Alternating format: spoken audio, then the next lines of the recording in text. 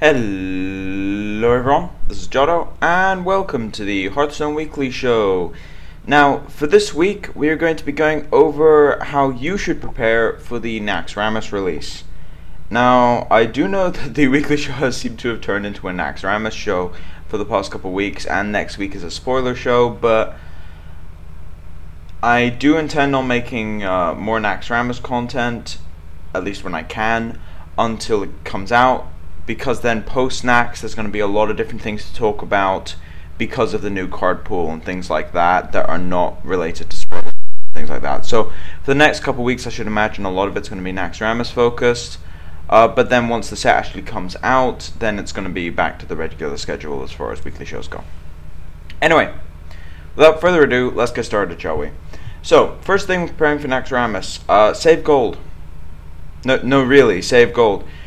I would say that you need about 3k gold before the release itself, and you can make about 1,000 or 1,500 before the last wing comes out, so you should be able to get everything. Now, for a lot of people it's sort of saying, it's like, oh wait, that pricing model doesn't make any sense. Actually it kind of does. Not the money, but the gold itself actually kind of does make sense.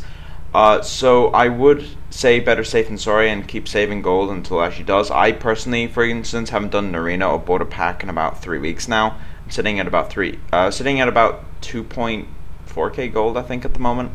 But at a decent amount, and I've been saving for about 3-4 weeks now. But by the time Naxx comes out, I should be sitting at around 4k, 5k gold, hopefully. And that should be enough. I mean, there's not really any penalty to saving gold, because if you don't need all the gold for the Naxxramas release, you just spend it all on packs or arenas, and suddenly you have a bunch of gold lying around. And that's not a bad thing. That is really not a bad thing. So I would say save gold before Naxx comes out. It definitely is worth it. Now, the rest of this particular show is going to be addressing the previous Naxxramas spoilers, which I have gone over in videos before, but there's a lot of things that are kind of weird with the Hearthstone community with spoiler season, and also playtesting that I've actually done with my teammates on Cockatrice.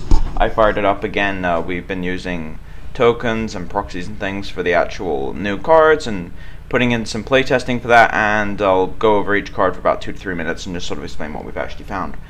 Now, first one, public perception. Don't listen to public perception. It's kind of absurd. Most of the cards, especially having tested with them, most of the cards which people think are really, really bad are actually quite good. And some of the cards people think are really, really good are not that good. And the problem with public perception is that when a card is spoiled, the first page is just initial reaction. The problem is everyone after that, before they write their own opinion, they read everything else. So then they start following the actual perception that was put forward by the initial reaction, and you start getting this sort of follow the shepherd type mentality which comes from the Hearthstone community, and this happens a lot with streamers as well. If a streamer or a popular YouTuber, for instance Trump or Noxious or even someone like Trolled and things like that, actually say something about a card, people will generally follow it. Like, their fan base will generally follow it, and it causes some serious issues where even though they're knowledgeable about the game, sometimes they're wrong. And I'm guilty of this a lot, actually, where most of the cards, having playtested with them, I thought would not. I got a lot of the things wrong actually on them, and most people did, and that's the interesting thing, is that public perception really does skew your way of looking at things. So be careful when you actually listen to the way people look at a card. As soon as a card is spoiled, reading the comments and basing your opinion on what other people think is one of the worst things you can do, because most of those people will be wrong. It's just how it works. You can't really predict it very well without actually playing with the card, and as a result, you kind of need to be careful when looking at that kind of stuff. Now, this does relate back into my third point here, which is theory crafting. Now, theory crafting with spoilers is fine. The problem with theory crafting, and any people who do a lot of deck building will know this, is that something that looks good on paper generally is not good in actual testing, and something that looks bad on paper is usually good in testing. It's a weird contradiction, but it actually does apply a lot of the time. You'd be amazingly surprised how long it takes people to actually find things. In previous metagames, just things like the buff cards, Shattered Sun Cleric, Dark Iron Dwarf, Defender of Argus, they weren't played for ages. Like, they got nerfed, but they weren't played for ages until Moon came along and did it, because the way that theory crafting worked was that people thinking, well, that kind of okay. I mean, Shattered Sun Cleric I could see, maybe Defender, those are the only two seeing. Dark Iron was like, well, I'd rather have Senjin or Yeti and things like that, and it's a lot to do with theory crafting, but once we actually tried it out, it was very, very good. But the problem was that a lot of cards in the past have just not been played because of the way theory crafting works. It's really, really weird. Some of the other things that happened with it was Divine Favor, when that eventually got nerfed, was because of actual playtesting instead of theory crafting, because in theory they never have that many cards in their hand. In actual play, a lot of decks do, so you get big Divine Favors.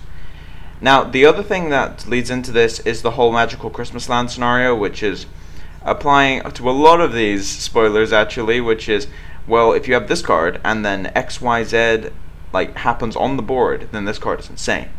The problem is that situation doesn't really come up very often.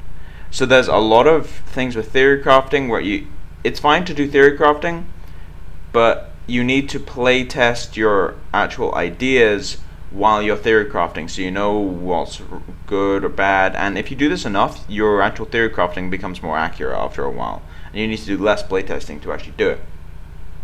But the problem is that a lot of people, especially with spoiler seasons, this happens in most card games, with spoiler seasons, in Magic for example, they just proxy it and play it, and it's the same in a lot of other card games, but in Hearthstone it's digital, so you need a different kind of proxy system for that to actually work, so people just theory craft. This happened in Alpha as well, when people didn't play it on Cockatrice yet.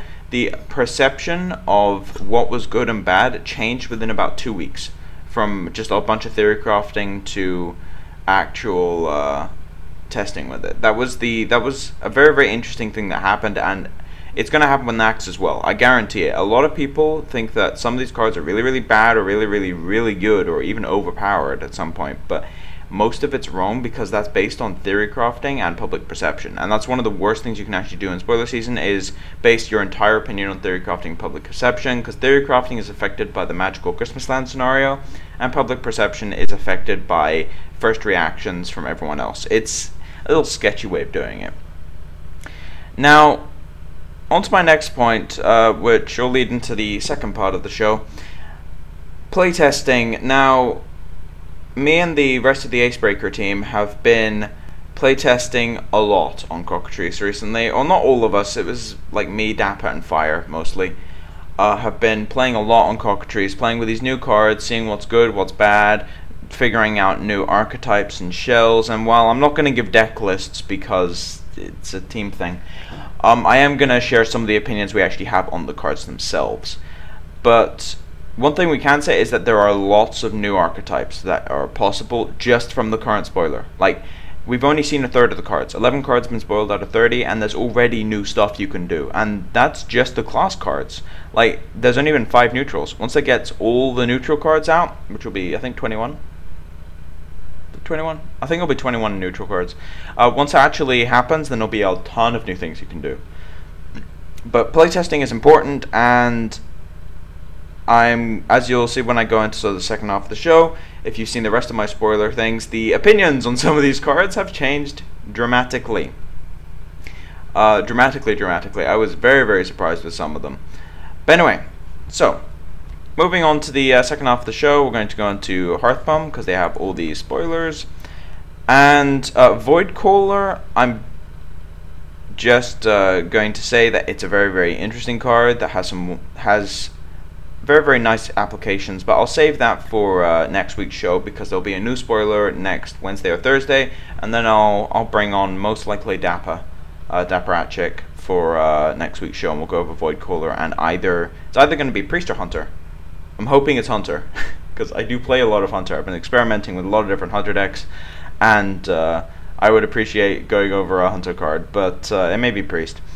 But the rest of the stuff, these are all the cards which I've been over in previous shows, usually in Toot, but I've been over in previous shows, and I'm just going to go over quickly what each of them has, sort of how they've been performing. Now, starting with Dancing Swords. Now, Dancing Swords has been not that good, I'm going to say. Actually, alright, correction. At the moment, it's good, but it won't be that good when the rest of the set comes out. Now, the reason it's good at the moment is because of Undertaker. You need Death Rattles in your deck. But the problem is, once the rest of the Death Rattle comes out, if there's a lot of 2-drop and 3-drop Death Rattles in the set, then Dancing Swords is going to be abysmal. I mean, it does depend on the rest of the set, whether it's going to be good or bad, because it really depends on the power level of the rest of the early drop Death Rattles in the rest of the set. When they release the full spoiler, then we'll come back to Dancing Swords and go over it in the full set review. When that actually happens, I'll do a full set review on the entire Naxxramas set when they spoil everything, basically. But anyway, moving on to Undertaker.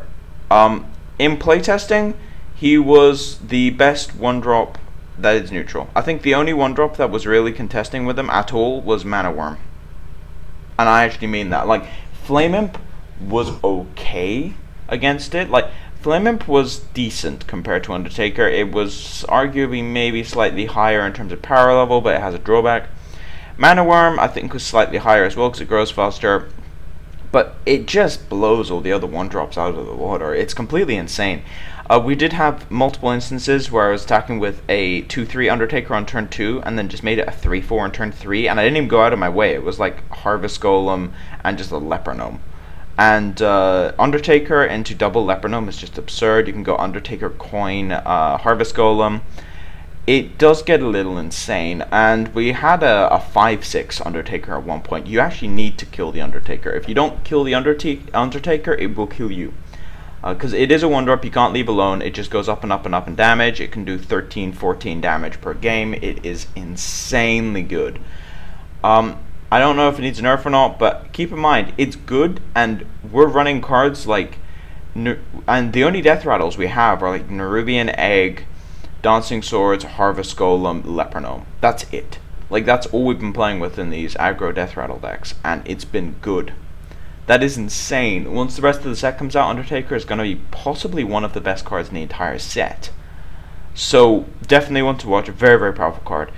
Now, Nerubian Egg, arguably the most hyped card from the entire spoiler so far. People seem to love this thing. So, I'm going to tell that as it is. It isn't that good. Okay, correction. It's good, but it's nowhere near as good as people thought it was. Now, getting a 4-4 is amazing. The problem is enabling it. Like, you can use so far the only 2 classes I have found that can actually use Nerubian Egg are Shaman and Warlock. Shaman just because of Rebirth, which is now called Reincarnate or something. I don't know, I prefer Rebirth. Shaman because of Rebirth makes a 4-4 and you keep your O2. And also Rebirth interacts with Undertaker, by the way. You can actually Rebirth your Egg on turn 3, make a 4-4, buff your Undertaker up to 3-4. It's pretty crazy. You can do the same with Harvest Golem, it's just a little less explosive. But anyway, Nerubian Egg, it's been good with Power Overwhelming, Defender of Argus. See, Power Overwhelming, Defender of Argus, Reincarnate, and Void Terror. Yeah, Void Terror has been the other one that's been absolutely insane. Void Terror has been really, really good with the Egg. It makes a 3-5 and a 4-4 on turn 3. It's just crazy. But besides that, I wouldn't recommend playing it in Zoo at all. People are saying, oh, it's good anti-AoE. Just play a Manny. A Manny actually does things when they don't AoE your board.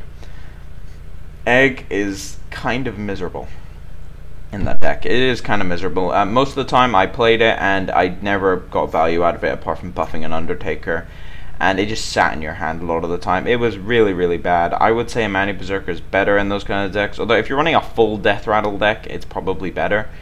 But it's still in just straight Zoo. If you plan on running a Death Rattle core in Zoo, which I would highly recommend because Undertaker is that powerful, then I mean you already have Leper Gnome and Harvest Golem access, so you can tinker around a bit and you can actually get a decent Death Rattle core in Zoo.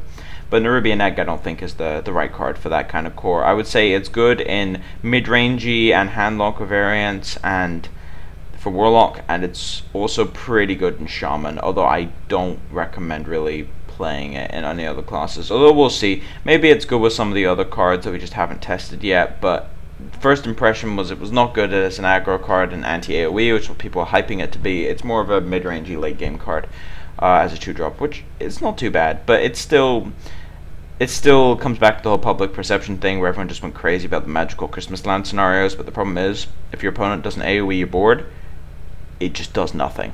That's the main problem. It's like you have a 6-minion board, which normally they have to weigh not 6, like 4 or 5 minion board. It's usually the AoE. The problem is, if you have an Amani Berserker, then it means that that thing is actually doing damage, which means you have a 4 or 5 minion board. If you have Egg, it means you actually have a 3 or 4 minion board, which means they can just kill it. I mean, they can just use a bunch of single target removal and they ignore the Egg. It just hasn't been doing that well in aggro.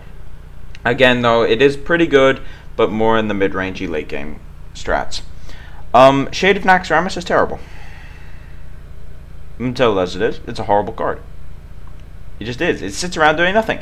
Like, Shade is slow in the current metagame. The Naxxramas, like, Death Rattle core metagame is insanely fast. And Shade does nothing. It was like a worse Earthring Farseer most of the time. It just attacked for 3 and didn't heal you. And the one time it didn't attack for 3, it got Lightning Stormed off the board before it did attack. It was really bad. Like, I don't like Shade. I know Fire loves it, but me and Dapper are pretty much universal on the fact that Shade is a really bad 3-drop. I thought it would be decent in aggro, but then I realized that the rest of the aggro cards they spoiled were just infinitely better than Shade. So I do go back on my previous statement saying Shade was good. No, it's actually terrible. Shade is actually really bad. Baron Rivendare, haven't really tested this that much for obvious reasons, although I do want to, because in an aggro deck with Death Rattles, I think it can be amazing. Like, you just trigger Harvest Golem twice, Leper Gnome twice, Nerubian Egg twice, like Death Rattle core decks. I think it's pretty powerful. Random thing, if you get Baron with Void Caller on the board, it's hilarious. So out of the neutrals, they're all pretty good, apart from the Shade, really. But they've all been pretty powerful. Baron, I need to do some more testing on. Now, class cards, Poison Seed, still no idea. We've been avoiding Druid testing like the plague, but we're going to do it at some point. We've tested most of the classes apart from Priest, Hunter, and Druid. So, Druid I'm not sure about with the Poison Seed, but again, I don't know if it's good or bad. It's one of those weird cards. Avenge hasn't been that good as expected. I only got a trigger once because the problem is against something like Miracle, for example, they just keep your board down to 1 minion, so the Avenge never triggers. And against Zoo, it's something similar. It's just kind of miserable, to be honest. The one time it did trigger, I got it on an Argent Squire. It was the absolute dream, but then it got sapped. And then that Argent Squire was useless for the rest of the game. So it's, I don't know. It's okay. The problem is if you get it on an Argent Squire, which is like the best thing possible, and you're against a Shaman, the Earthshock is just a 2-for-1. It's ridiculous. Like, and Silence will also wreck you, and I will bet that there's going to be a lot of Silence post-Nax. A lot of Silence, like double Spellbreaker in every single deck, more or less. So Avenge is even worse. And that kind of sucks. I mean, Avenge is one of the cards which the public perception completely nailed it. It's not that good. It really is not that good. Alright, so 4 more. Death's Bite. Now, Death's Bite, when it came out, got a lot of flack for being a bad card. It's like, oh, it's a 4-2 weapon for 4. That's not that good. The 4-2 weapons for 4 have never been good. See Truceover, by the way. Best weapon in the game. Arguably. Doomhammer and Gorehowl fit in that category as well. But Truceover has been the most universally... I think at the moment, Doomhammer is the best weapon in the game. But over Hearthstone history, Truceover has been the best. It's been top 3 weapons, like, always. No matter what metagame. It's always been top 3 weapon.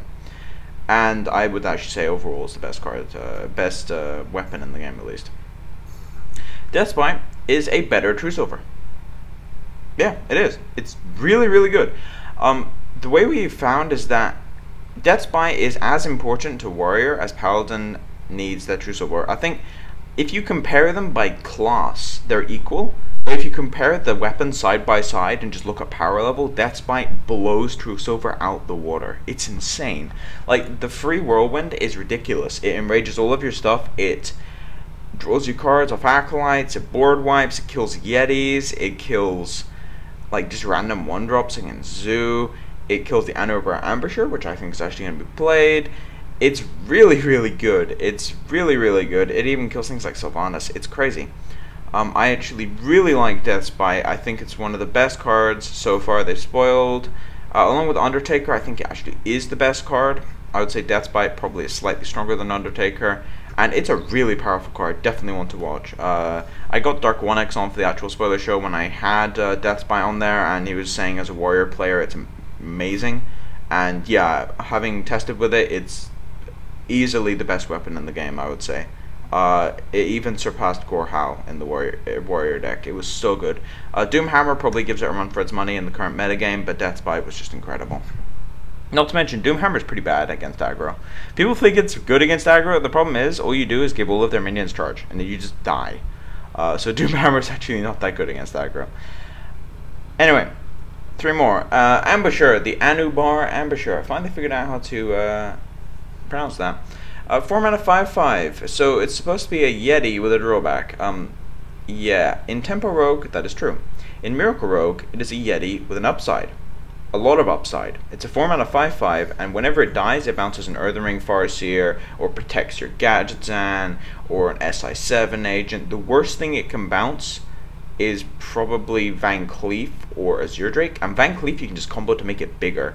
And Azure Drake, it draws you a card, so it's not the worst thing. I mean, the worst one's probably Azure Drake, actually. But if you look at the entire engine for the minions in Miracle, almost all of them benefit from being bounced forcibly, which is ridiculous. Like, it's... Anubar Ambusher was actually very, very good when we tested it. It was incredible, actually. You kill the Anubar Ambusher because you have to, it's a 5/5. And then they just get they get extra value out of their 3-drops. That's a big deal when it comes to Miracle, because they need their 3-drops in certain matchups. Getting extra value out of your utility 3-drops is amazing. So Anubar Ambusher was a really, really good card, definitely superior to Yeti, and I would expect it to be in pretty much most Miracle decks, because it is a very, very good card in Miracle. Rebirth, I was correct, or Reincarnate. I was correct, so it's one-off. Don't play 2. A couple of us were actually testing 2, and the second one always was dead in your hand. With one exception, which was Nerubian Egg, Rebirth, which is kind of funny, but 1 Rebirth is fine, unless you're playing a Death Rattle aggro deck. Now, what do I mean by this? Well, okay, so what you do is you have an Undertaker on the board, and you have something like a...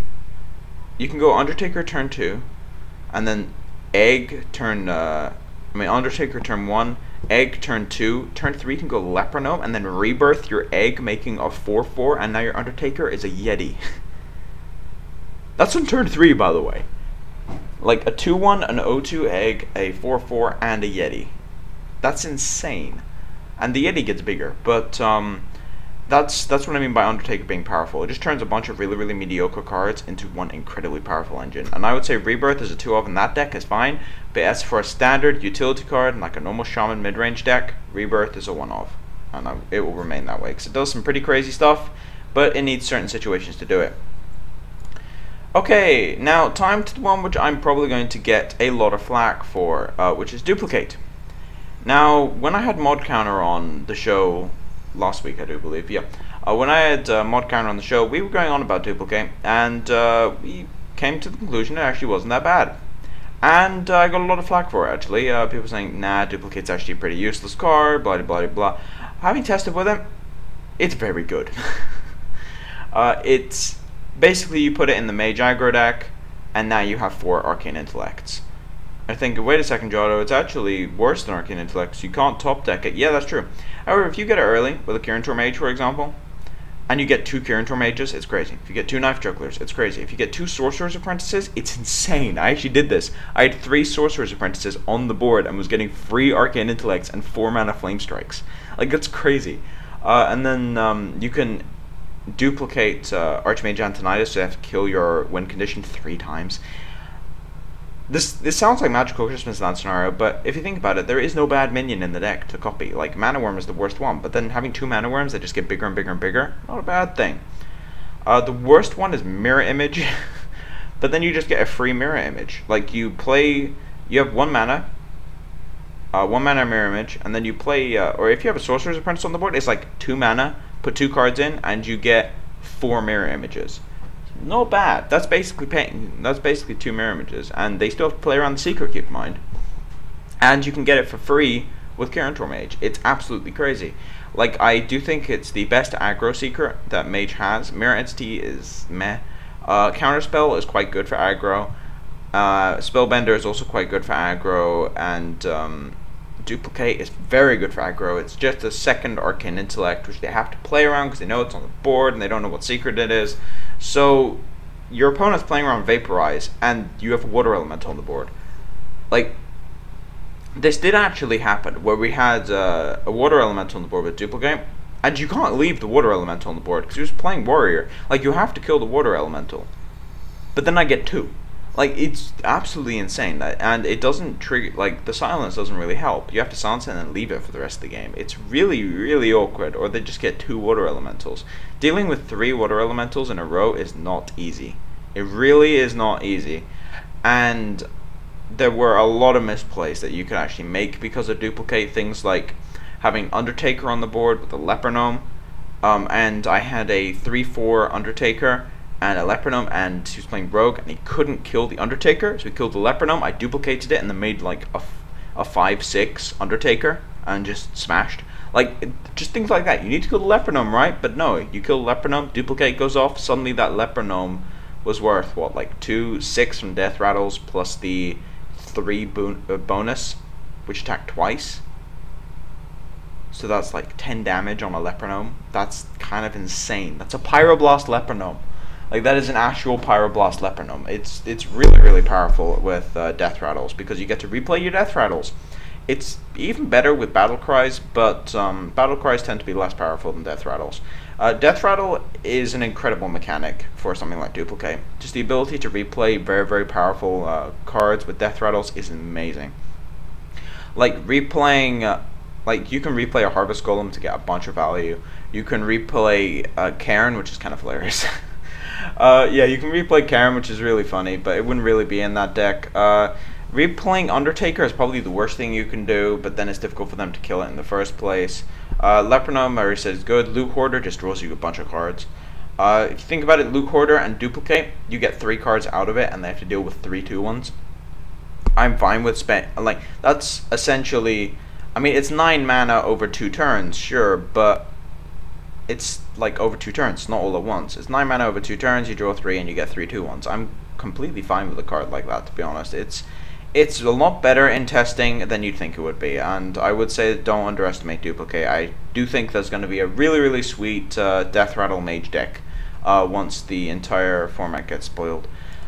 So overall, I would say the Death Rattle mechanic is incredibly powerful, and they haven't really spoiled much. Keep in mind, the entire Death Rattle engine at the moment is being run by 3 cards. Actually, mostly 2. Like, Dancing Sword is only played because you need to. Like, it's being run by this tiny engine. That's absolutely insane. And Void Cooler does some really, really nuts stuff with Doomguard and things like that. But as I said, I'll go over that next week. Next week, I'll make sure to do some more testing with Baron Rivendare and hopefully Poison Seed. And I'll put forward my opinion, since I'll have one of the guys who has been playing a lot of Cockatrice with me on. I'll put forward my opinions on Baron Rivendare and Poison Seed post-testing once we go over the Void Cooler and also the new spoiler, which hoping will be Hunter. It'd be really, really nice to get a Hunter card. Hopefully a Beast, like a good Beast with a Death Rattle, like Savannah Highmane, but cheaper. Or a Trap. I would really, really like one of those. Like, one of those things for Hunter. That would complete the class for me. I mean, something that benefits from, like, Snake Trap would be nice, because that card is kind of okay, but not really.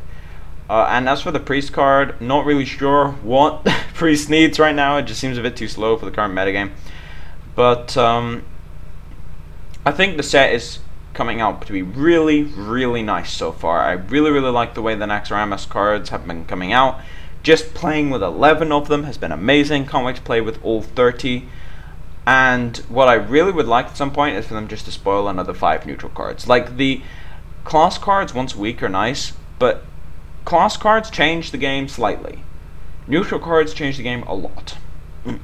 Like, if you look at the class cards, You got 4 of them so far. The edit decks a small amount and 2 which I haven't really figured out. But the neutral cards you can test with a lot of different archetypes, and they make a lot of new decks on their own. And so I'd really like to see more neutral cards out of Blizzard before the actual set comes out, as opposed to a bunch of class cards. Although the last 2 spoilers for class cards are mostly going to come out within the next 2 weeks, so we're probably going to see some more neutrals. Anyway, thank you all for watching. If you like the content, please subscribe. If you have any feedback, want to ask any questions about any of the Naxxramas cards or anything to do with the weekly show, put it in the comment section below. As for now, this has been Jotto, signing off.